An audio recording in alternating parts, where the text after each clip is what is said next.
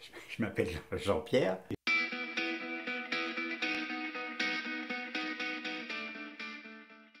Je me décris comme un bienveillant, un observateur, un objectif et un très très grand respecteur de la loi. Je suis bien connu maintenant, je ne peux plus faire n'importe quoi, je ne peux plus dire n'importe quoi. J'ai une responsabilité. Je fais très attention à rester dans les normes, enfin rester souvent sur le fil.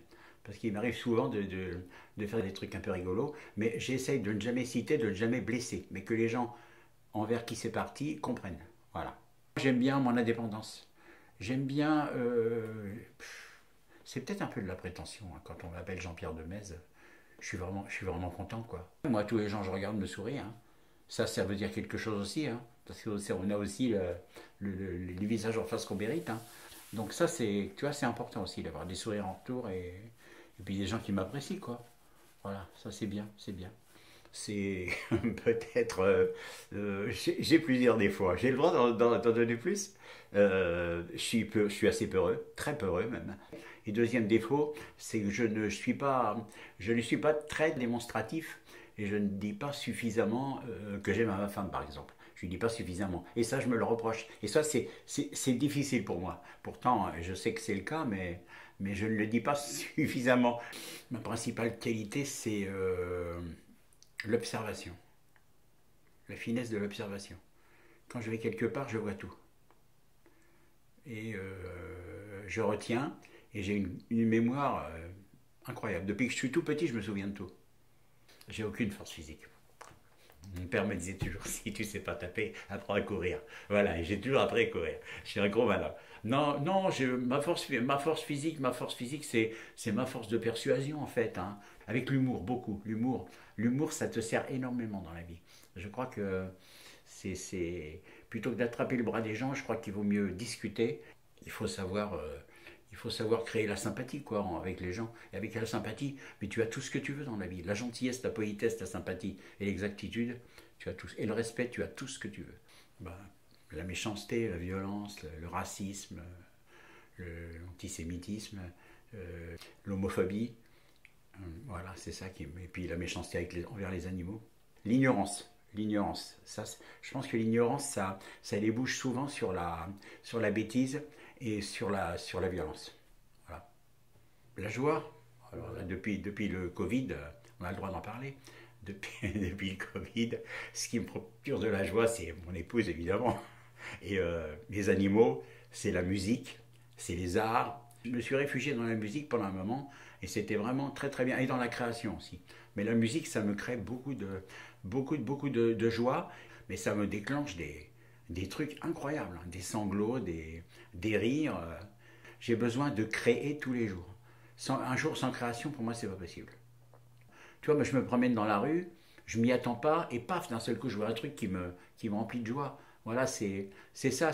Ma grand-mère me disait, il y a pas de gros bonheur, il n'y a que des petits bonheurs, il faut savoir les choper. Elle me disait aussi, quand tu as pas ce que tu aimes, il faut aimer ce que tu as. Et ça, je pense qu'il y a beaucoup de gens qui ne savent pas le faire.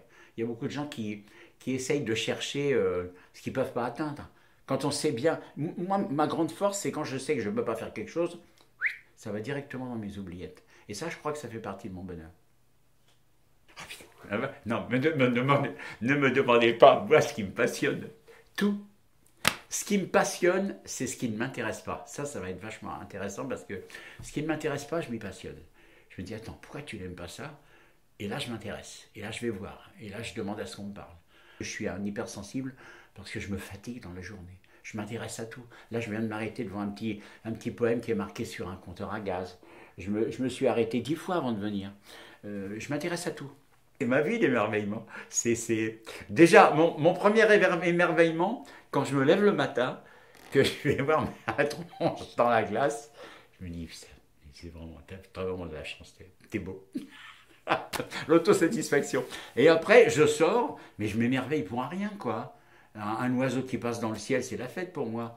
Un beau nuage, j'essaie toujours d'interpréter les nuages, tu vois. Alors là, quand tu commences à interpréter les nuages, c'est vraiment, t'es assez perché. Mais ça fait du bien, parce que je me rends compte que ça fait du bien aux autres aussi. Voilà. Mon émerveillement, c'est l'émerveiller et d'être émerveillé. Je m'en foutise, mais pour moi, il y a beaucoup de choses qui passent au-dessus, tu vois. Quand il y a quelqu'un qui me reproche quelque chose, je dis bon. J'ai un fils qui nous disait sans arrêt, quand on lui reprochait ses voix, il disait si tu le dis. Tu vois, voilà, c'est un peu moi ça.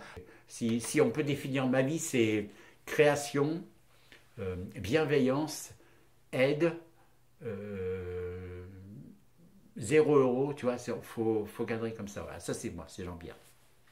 Sourire et gentillesse. Et jamais de mauvaises pensées derrière, tu vois. Il n'y a jamais d'arrière-pensée. C'est vrai que je suis un peu bonnet, un peu niais, hein, un peu simplet. Parce qu'il n'y a jamais de mauvaises idées dans ma tête. Hein. Jamais. Pour moi, c'est des rapports francs avec tout le monde, alors que c'est pas le cas, quoi, je sais bien. Mais voilà. Mais moi, je veux rester comme ça toute ma vie. Parce que je me plais comme ça. Ma maman m'a fait comme ça, j'y reste. Moi, je suis un emmerdeur. Parce que j'aime pas les gens qui se plaignent sans arrêt. Ma femme, elle va dire, moi je me plains sans arrêt. Oui, mais elle, je l'aime, c'est autre chose. J'ai beaucoup de gens qui me disent, qui me rencontrent, mes deux seules amies, elles sont le seul à me dire que j'ai une belle âme. Et ça me suffit. Quand il y en a une des deux qui me met ça, mais tu vois comment je commence déjà à avoir la larme qui vient là. C'est quand il y en a une qui me dit, Jean-Pierre, t'as vraiment une belle âme. Putain, c'est le plus beau. Tu vois, regardez là. J'ai mes yeux qui brillent parce que ça me fait du bien, quoi. Je suis jamais très fier de moi. J'aime bien ce que je fais, mais la fierté, pour moi, c'est pas humain, ça, la fierté. Non, j'ai aucune fierté, moi. Pour moi, la fierté, c'est l'alibi de la prétention. Ah, c'est pas mal ce que je dis là. Je pense qu'il faut le retenir. Je suis fier de moi. Là, je suis fier d'avoir dit ça. Eh ben voilà. La fierté, c'est l'alibi de la prétention. Ouais, c'est vrai. Pour l'instant, je suis content de moi.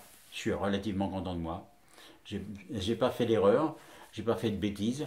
Casier judiciaire vierge, santé pas trop mauvaise, pas trop moche. Moi, je suis pas trop moche. Je me trouve beau. Je me trouve beau à l'intérieur, à l'extérieur. Je peux me regarder dans une glace. Je dors bien, je me reproche rien. Et j'ai toujours considéré qu'on allait là où on voulait dans la vie. Donc, je suis allé là où je voulais. Et j'irai comme ça jusqu'à la fin de ma vie. Je suis assez content. Voilà. Bien. 10 sur 10.